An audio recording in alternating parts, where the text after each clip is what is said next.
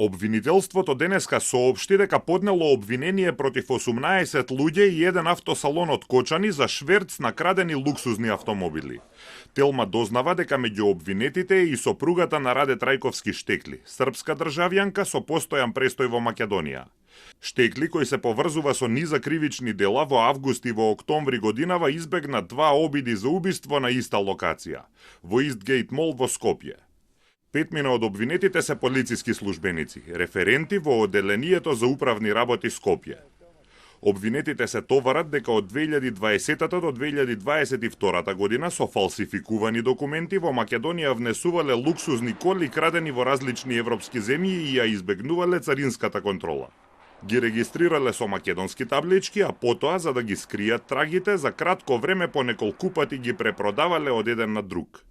Вработените во МВР во целиот тој период им издавале на другите обвинети регистарски таблички и сообраќајни дозволи спротивно на законот за возила и со употреба на фалсификувани документи. Автомобилите, од кои најголем дел биле предмет на меѓународни потраги, се набавувале во различни европски земји и се внесувале во земјава со променети идентификацијски броеви на шасиите и со фалсификувани документи за да им се прикрие потеклото. Потоа обвинетите службени лица од МВР вршеле регистрација на возилата врз основа на лажна документација. По повеќекратната меѓусебна купопродажба, обвинетите трајно ги оттуѓувале автомобилите, продавајќи ги на физички и правни лица во државава.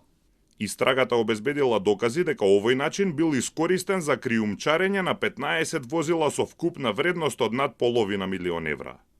Обвинетите беа уапсени летоска. Полицијата тогаш соопшти дека колите биле крадени во Србија, Босна и Херцеговина, Белгија, Луксембург, Данска, Германија, Шведска, Велика Британија и во Бугарија.